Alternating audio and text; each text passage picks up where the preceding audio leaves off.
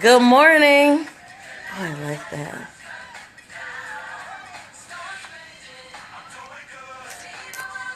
I am.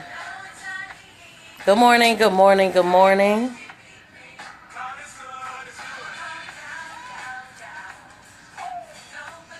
How y'all doing? Good morning. I'm playing Kirk Franklin. 1, 2, 3 victory.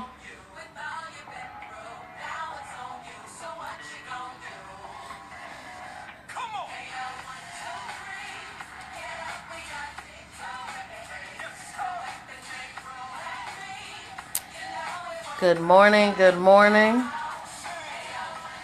Good morning, Evangelist Farmer Cheesy. I want to give a shout out to Cheesy. The idea of us doing school supply drives and free haircuts.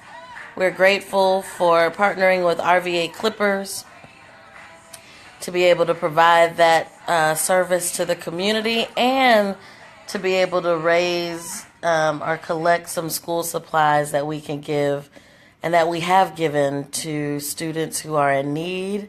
So we want to say thank you to RVA Clippers, to Cheesy, who not only cut heads on Saturday, but also collected school supplies. So thanks so much to RVA Clippers and to Cheesy. Check her out down at the shop, 914 North Boulevard. And I am getting on here today. Good morning, good morning, good morning. For those that are watching and for those who will watch this later, you see my picture in the background. Moved the living room around a little bit, which is pretty exciting. A little feng shui going on. But today is the first day of school here in Richmond, Virginia and the surrounding counties. The first day of school, and people are excited. People are ready to take their children back. People who are educators are ready to have kids back. People who are administrators and work in the schools and work in after school programs. We're all ready for school to be back.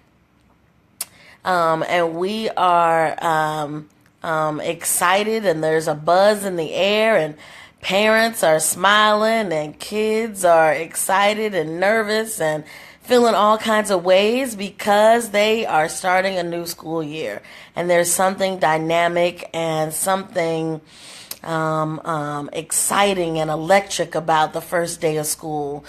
Coming back with your new kicks, coming back with new outfits, coming back with great summer experiences, coming back looking forward to seeing old friends and making new friends and figuring out which teachers you're going to have and all the other wonderful stuff of going back to school. Some of us adults are going back to school too. So some of us adults are going back to grad programs or, starting out certificate programs or going back to just get a little bit more education so that we can be better. So kudos to even the adult learners that are going back to school that are making it happen so that they can be better for themselves and for their families and for their churches and their communities and the people that they love.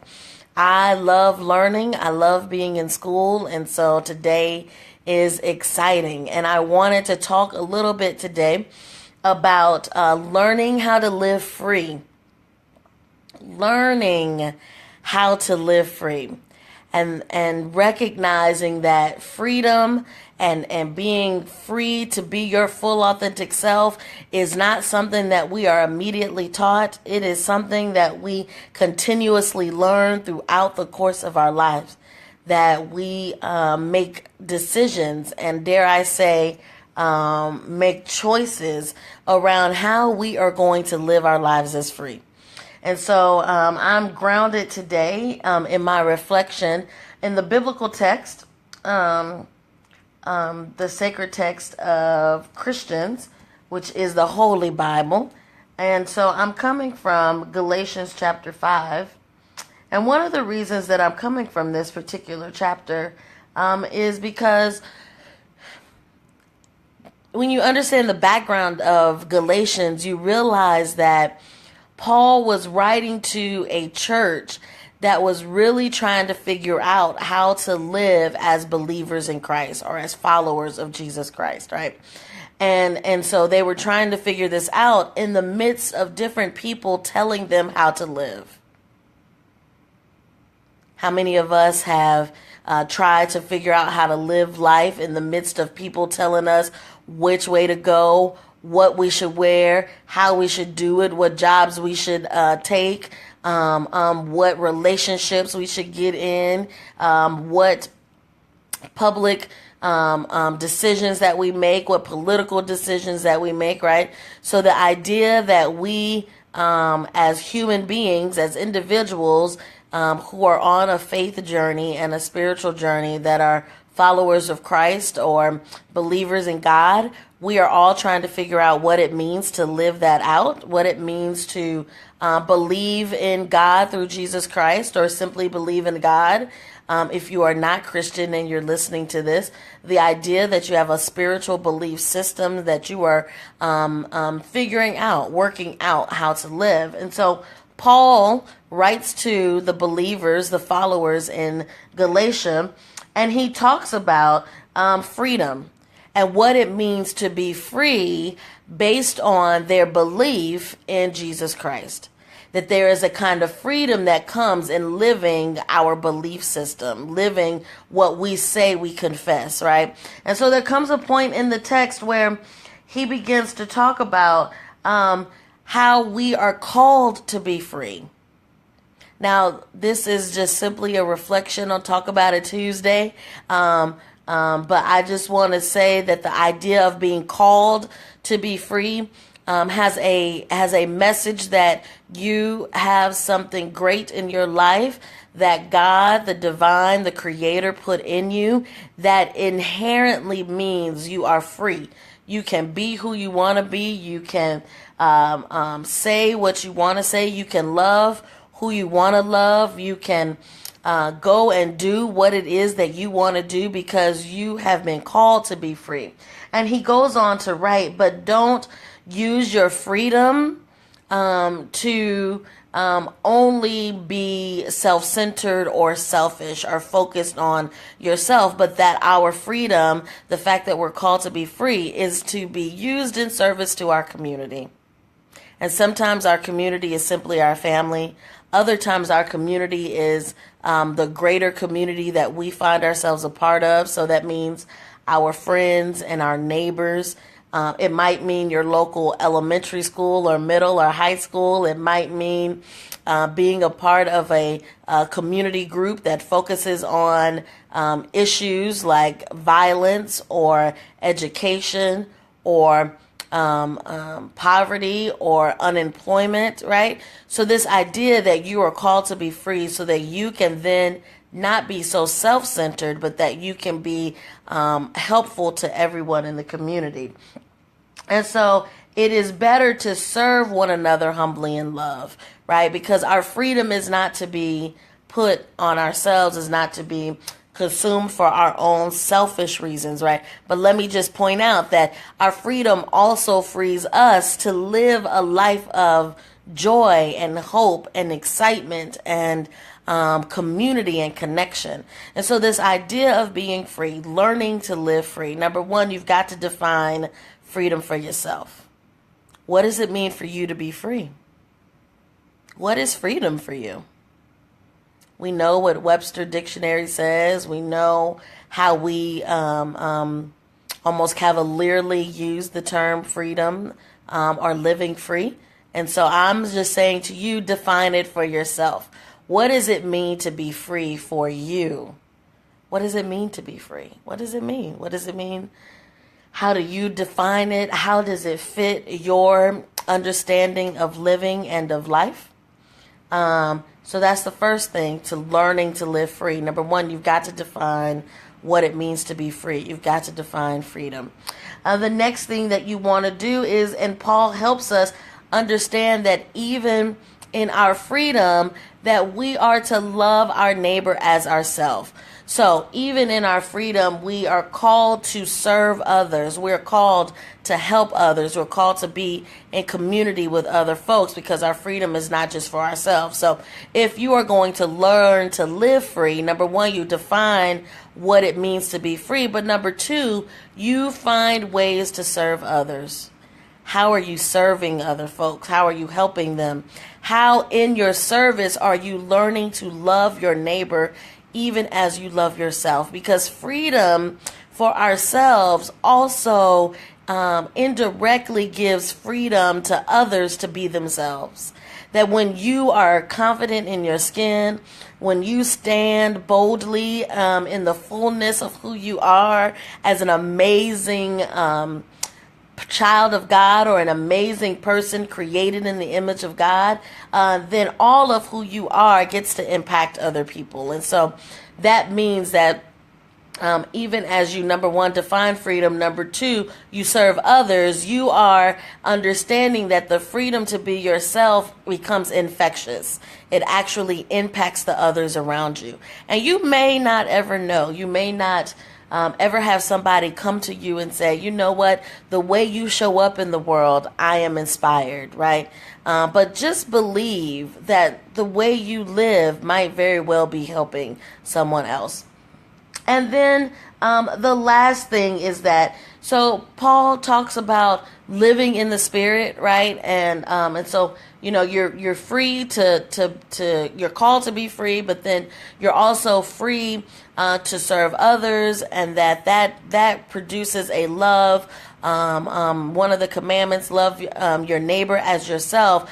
But then Paul points us to the ideas that when you live free, you are also living according to God's Spirit. And as you do such, there will be particular fruits, right? Fruits of the Spirit that come. And so sometimes those of us that are used to or come from Christian traditions, we have heard of the fruits of the Spirit. We know people, or we've heard people talk about the fruits of the Spirit. And I just want to simply say and break this concept down that essentially when you plant a tree, let's say you plant an apple tree, when you plant that tree and you water it and you give it sunshine and you let it grow and you weed and you do all the things, you prune it, you expect to have an apple at some point, right? 3 months down the line, 6 months down the line, 9 months down the line. You hope to have an apple if you planted an apple tree. So that means that when we look at our lives, right, and we're trying to figure out how it is we learn to live free, that there should be something in our life that produces something from our actions, something from our commitments that produces something that lets people know who you are. They lets people know your character. It lets people know what you're about, right? So this is kind of the understanding of what the fruits of the Spirit are. And Paul would suggest that the fruits of the Spirit are love, joy, peace, patience, kindness, goodness, faithfulness, gentleness, and self-control. There's 9 of them. There's 9 of them. And I suggest in Galatians chapter 5, verses 22 through 23, that you go and you read it. But recognize that number 3, if you're going to learn to live free, that something is going to show up in your life, right? That you are going to produce something from this list, whether it is a spirit of hope or a position of hope and optimism, whether it is your kindness to others, whether it is patience and understanding that some things just take a little longer than others, right? What if you're learning how to be controlled, self-control? And sometimes I still have to work on that, because even in my freedom, I want to say what I want to say when I want to say it. And that's not always, number one, kind or thoughtful, nor is it necessary or helpful, right? And so learning to live free means that we are also producing these fruits of the Spirit, these concepts, these ideals, and what I would like to call or say just human ideals that naturally come when we are okay with being free and learning to live free. And so as you go about your Tuesday today and you talk about it with others, or you share this video with others that talk about it Tuesday on today, is about how are you learning to live free? Those three things of: one, defining freedom; two, serving others; and three, producing or developing characteristics that demonstrate or that show that you are living a life of freedom, right? And so recognizing those three things today are not the end all be all to what it means to live free or learning to live free, but it is a starting point. It is a place of reflection. And for some of us who might be okay with everything that we are and all that we are committed to and who we are called to be in this world, this might just be a refresher lesson for you, because in all of my 42 years of living, I still come back to Galatians chapter 5, 22 and 23, because I'm still figuring out how my life produces these just human ideals of love and hope and joy and forbearance or patience and kindness and goodness and self-control and faithfulness and gentleness. Because there are moments when I could be a little bit more gentle. There are moments when I could be a little bit more kind. There are moments when I can have a little bit more peace. And so recognizing that learning to live a life of freedom is always about checking in. It's always about growth and regrowth. It's always about the continuing, expanding, and understanding of who we are. I am Pastor Lisette of Restoration Fellowship. Today, Talk About It Tuesday, we are learning to live free. Just as the kids are going back to school today, teenagers are going back to school today, even college students who have already... I would just suggest to you that we can still learn how to live free. And so I'm grateful that you joined me this morning for Talk About It Tuesday.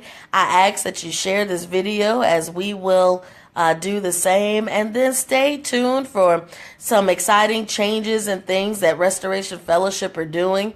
We are excited about the work that we're called to do. We're excited about being a church that dares to do church differently here in Richmond, Virginia. And so we invite you to join us on September 17th for our being sex positive and spiritual, the last of our resilience series. And then on September 24th, the last Sunday of the month, that is our Pet Blessing Sunday and our tea dance, where we will have a DJ and some food and snacks and beverages for us to have a good time. And then we invite you to join us in prayer on Thursdays at 8 p.m. Or we may change the time, but we want to do Thursdays, definitely Thursdays. We want to get back into prayer, and we will begin that back this month. Stay tuned to our Facebook page and our Instagram page at restoration_RVA is our Instagram handle. And then join me back here Tuesdays for Talk About It Tuesday. We are grateful for your support, and we continue to pray God's blessings for you and with you, and hope that today is an amazing day and that you have a conversation. You talk about what it means to learn to live free. This is Pastor Lisette of Restoration Fellowship. Have an amazing day. Bye.